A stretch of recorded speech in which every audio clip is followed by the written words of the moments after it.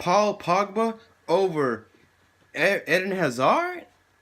This has to be ludicrous, man. First of all, RIP to the beard. I did shave it. But anyways, that's not what this video is about. This video is about my Premier League team of the year. And I know, just to get some honorable mentions out the way. Obviously, N'Golo Kante, De Bruyne, Ederson, Ryan Fraser of Bournemouth, Pogba, Aubameyang, Harry Kane, Robertson of Liverpool. Now, either these players didn't play enough games didn't play over 50% of 35 matches, right? That's the threshold that I've held, or they weren't good enough. They weren't quite good enough to make the cut. So don't slate me on it. You guys are free to have your own opinion, but this is my Premier League starting 11. Starting with Alisson, who has the most clean sheets with 19, followed by Ederson with 18, but Alisson is the goalkeeper, right? Virgil van Dijk, 71% tackles, 77% aerial duels, tackles won, 77% aerial duels won, less than 0 fouls per game committed. And now, if you know Chelsea, we could actually use that in our back line because we concede hella goals in the back line. So that's really efficient that he averages less than a foul a game, right? So 0 fouls per game, and very efficient with his tackles and challenges. Now, next on the list is Toby Alderweireld. 66% tackles won, 58% of his aerial duels won, and 0 fouls committed. Once again, that's very efficient. And the fact that these defenders have 0 fouls committed on average a game, that's pretty solid. That means you're not making any bad decisions, rash challenges, or anything. So when you make challenges, you're usually making your decision making. This shows your decision making and your efficiency to not only position yourself in well, but also don't commit any silly fouls that may lead to a goal or like a penalty or a dangerous free kick. And next on that list is Jan Vertonghen. Jan Vertonghen with 61% tackles won, 67% aerial duels won, and 0 fouls committed per game. Now let's stick on the aerial duels thing because I think this is a major thing. In aerial duels, usually defenders defend. This shows defenders' efficiency at defending set pieces, and it also helps with positioning. It also shows his efficiency as positioning as well, alongside with the 0 fouls committed, because that shows you have great decision making, you're quick on your feet, and you're pretty efficient. You don't give away any silly fouls or challenges like some Arsenal defenders, right? I just had to throw that in there. 3-1. Yeah, top 4 looking good for us, guys. That's another video. But next on my list is Joel Matip. Now, this might be a bit controversial because he beat Andrew Robertson only because of the aerial duels and the 0 fouls committed. Well, he actually averages 1 foul committed per game. I know some of you guys are probably going to say something about the own goal, but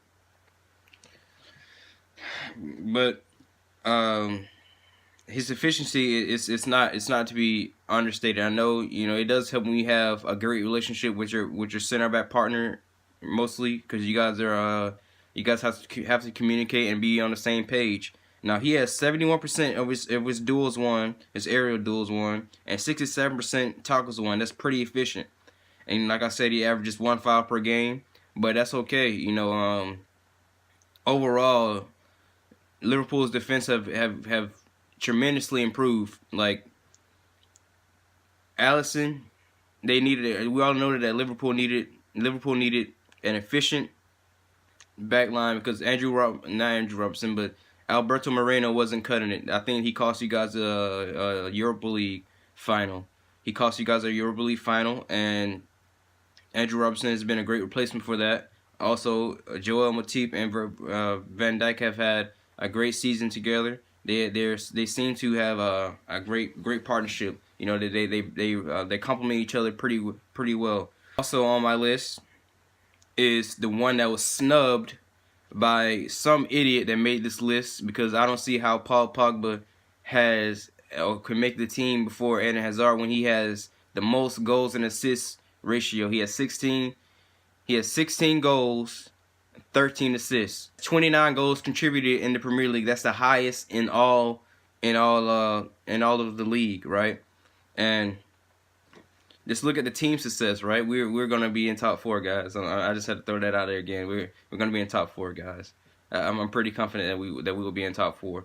Now, I would like to thank Rav HD for allowing me to use some of his clips of Eden Hazard, because it really isn't that hard to find any. It's a lot of skill videos out here, but I think his is the best. It's the most clear, and yeah, I mean, he has the most successful dribbles in the league with 123. That's like over four times as many as Son and Eriksen, and all the other midfielders. Only closest one I could find was Raheem Sterling with 78. So that shows you that the guy is just he's a maestro when it comes to dribbling. And not only that, he creates chances for his teammates. He could have a whole lot more if, you know, we had if we weren't no execution FC. Like, how many times has Eden Hazard set up a teammate and they didn't score? I can at least count 5. That's 5 extra assists, guys. And just imagine, he's doing this with the season that we're having. He's still having his most efficient season, his best season statistically than any other season that he's had for us. He's constantly being hackled. He's constantly being fouled. He just gets up and pretends like nothing happened, you know. While other players like I don't know, maybe a Man City player like Aguero, or maybe let's go out of the Premier League, right? Let's go at Luis Suarez and Jordi Alba of Barcelona. Those guys, you touch them any type of way, they fall and complain to the referee, and that pisses me off, man. I hate that so much. I hate that. Like, just get on and get on with the play. Anyways, that's a ramble. But Eden Hazard, guys, most efficient player in the league, if you ask me. 85% pass completion, right? As much as he has the ball at his feet, his passing percentage is high. It's amongst the highest in this starting 11 I have. But 16 goals, 13 assists. That's not to be underrated. And it's still counting. We have a lot more games going on. So yeah.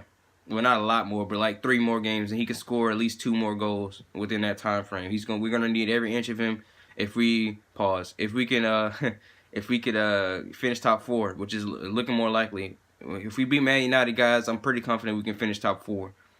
Next on my list, I know it's a lot of Tottenham, I know it's a lot of Liverpool, and not yet any Man City players, right? Because I looked at their defenders, and they're just quite not as efficient as the Liverpool defense, because like I said, I wanted to put Andrew Robertson in this starting, you know, back line, but I was gonna have to put 5 defenders back there, but that would you know, omit a lot of the midfielders that I wanted to put in there. So starting with, well, next is Eriksen. Now, Christian Eriksen is, you know, by the numbers, if you look at his numbers, maybe not as quite as high as all the other candidates in the midfield that on my starting 11. But if you watch his game and his ability, the guy is a world class midfielder, right? I mean, if Kevin De Bruyne wasn't as injured as he was this season, and you know, because in my opinion, the best ability is availability. He's been injured. He would beat Eriksen, because I feel like he's the most efficient, the best, most complete midfielder in the world, right? But since he's not been, you know, he's not been healthy enough, he hasn't played enough games, in my opinion, he didn't make the cut. So Eriksen is the second best at that position. He has 12 assists, 7 goals, 81% pass completion. So, you know, that, like I said, the numbers, they don't scream that he's one of the best, even though he's second in the league in assists. But as you can see from this clip, from these clips, he's underrated in his dribbling ability. He has an eye for goal, eye for a pass, and Yeah, I think we could use a player like De Bruyne or Eriksson on our team. He would help out a lot when we go forward, right, in the attacking third. He would help out a lot for uh, unlocking defenses that like to sit back and defend. Like, look at the difference between us and City against Burnley, right? Even though it's kind of a poor example because Tottenham lost to Burnley, but they were able to unlock. They were able to unlock the defense against Brighton, right, the other day. Brighton defended for their lives, right? And Eriksson was the one to get the goal, but they kept plugging away, plugging away. But you look at us, right? If Man City were in our position, do you think that game would finish 2-2? No, somehow, some way, because they have that certain magic about that team that they would have. They would have got the third goal and they would have finished the game 3-2 or 4-2, whatever it was. But they would have walked out with 3 points. That's the difference between us and them at the moment. So I think Eriksson is a great shout because, like I said, De Bruyne didn't make the cut because of injuries, and he didn't meet the threshold. You have to play at least 18 games or more to meet my threshold. That's 50% or more in appearances, right, of the games. On my list is Raheem Sterling. Now, Raheem Sterling has 17 goals and 10 assists with 86% pass completion. Yeah, he's a bit of a diver if you ask me, but he does more than that. He does more than just dive, right? I'm not hear me out. I know there's some people that's like, okay, this is not time for banter. He's actually a great player. He is a great player. He's a fantastic dribbler of the ball. He has the second most dribbles completed in the league with 78, and now he joins the list with Messi and Eden Hazard to be the only players that have double digits assists and double digit in goals scoring. So he's in the class with some elite talent. Now, I think his growth. I don't think the Leicester manager now. I can't think of his name, but he was a Liverpool manager. I can't think of his name. Forget it. But anyways, I don't think he gets enough credit for his developing of Raheem Sterling, for him actually having the gall to actually play him. When he was at Liverpool, he was a young teen, 17, 16 years old, but he was constantly making the starting 11, and people were questioning, should he actually be playing? And for him to scout the talent, I think he should get more credit than he's getting right now. He's with Leicester City, who have a group of young players who I think in 2 seasons' time could really be competing for the Europa League. They have very talented players. They need another striker and stop relying on Jamie Vardy, but I think they'll figure that out. He did have Sturridge at the point in time before his last season, the slip, right? He had Sturridge playing like he was the best striker in the world at one point. Him and Suarez. So shout out to him.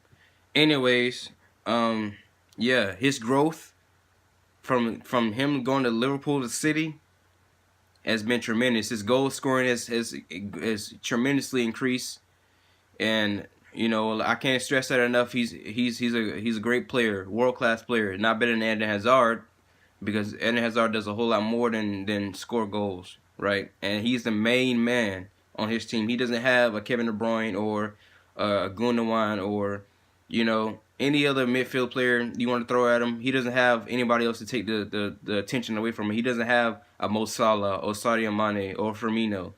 It's Eden Hazard FC. So put some respect on Eden Hazard. How does Paul Pogba make the starting 11 or the best 11 and not Eden Hazard? It's blasphemous. It's really blasphemous. But next on my list is Son Heung Min. Now, Son Heung Min, a player that wasn't expected to play this season with the whole Korean army thing. He had to win the Asian Games in order to be qualified to be exempt from military duty, which was I think they have to serve a year and a half or 2 years. And the Korean military is mandatory for every Korean male from the ages 18 to 25, I believe. That's the age threshold. And I think he's like 24, 25 already. So he had to he had to win the Asian Games in order to qualify. So for that reason alone, other than his assist and goal ratio, right, and his leadership quality, I don't think it's stressed upon enough, because when Harry Kane went down, their best player went down.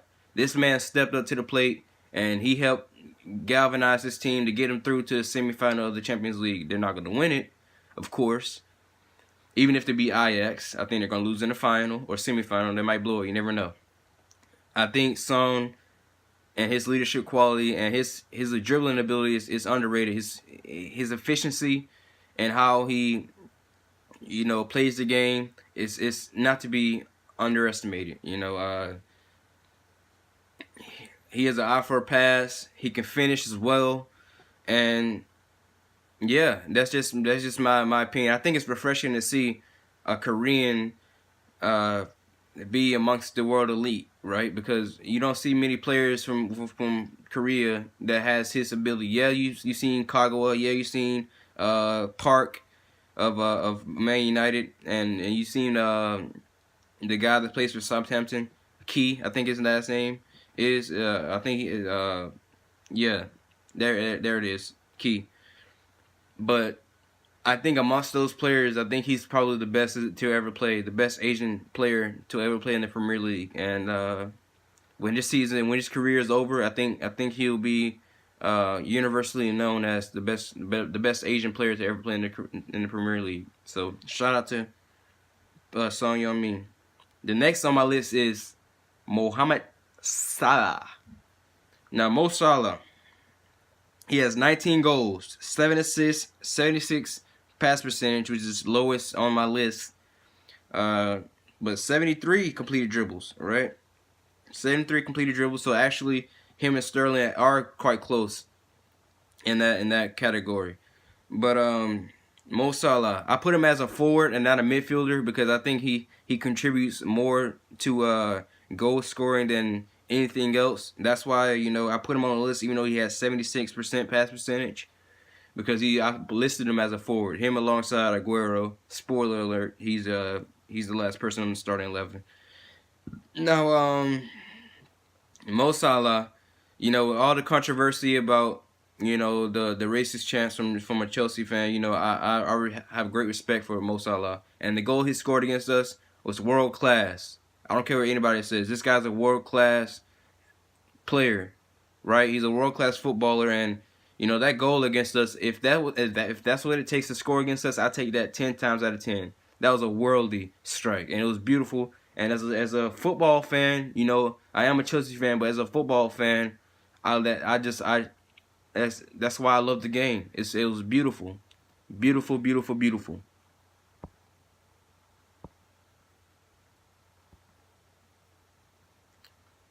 Now, yeah, I've already spoiled who's the final person in my list, and that's Sergio Aguero. Sergio Aguero is a bit controversial for me because I had to put my personal bias against this guy.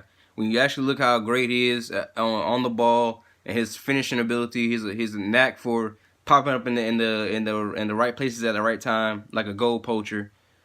He's great on the ball. As you can see, his dribbling abilities is world class. I mean, and also his ability to link up play with his teammates to create chances for himself. Like you seen in the first goal, he started at the midfield, won the ball back, dribbled past about 3 or 4 defenders. This right here, and then he passes it off to a teammate, makes the run, the correct run, and then gets the tap in for the goal. That is world class intellect. That's quick decision making. And now when I say that my personal bias against him. I always feel like I feel a personal bias against him because of what he did to David Luiz, and I just think City are arrogant. When they lost against us back when Fabregas was still a player at Chelsea, and he put his hands on Fabregas because they had lost. I think the score is 2-0, and they're sore losers. But yeah, Aguero is world class. He's probably the best. Attacker not attacker, but the best forward in the Premier League. He does win a lot of penalties. A lot of his goals, for the past 2 or 3 seasons have been penalties. But hey, if you can get him, you can get him, right? So fair play to him. I think his efficiency in front of goal is great. This is like his third consecutive season with 30+ goals in all competitions. So obviously he's amongst the elite of the elite. And yeah, this is my starting 11, guys. Like I said, now it's a bit. I know it's gonna be a big controversy because I left some players out like N'Golo Kante and Ederson, who has only one less clean sheet than Alisson. But I thought it was only fair to put Alisson in behind goal because of how desperate Liverpool needed a solid goalkeeper. Like they have Curious and the other Belgium I can't think of right now. But Mignolet, there we go. They have Mignolet and Van Dijk and Robertson and Matip have completely changed Liverpool's back line. So from that perspective, I think they deserve to have that spot. But yeah. Anyways, guys, thank you for watching. I hope you enjoyed, and I'm out. Up the Chelsea, always. More videos coming out. Might do some more videos that will drop later on today. Subscribe if you're new, and I'm out.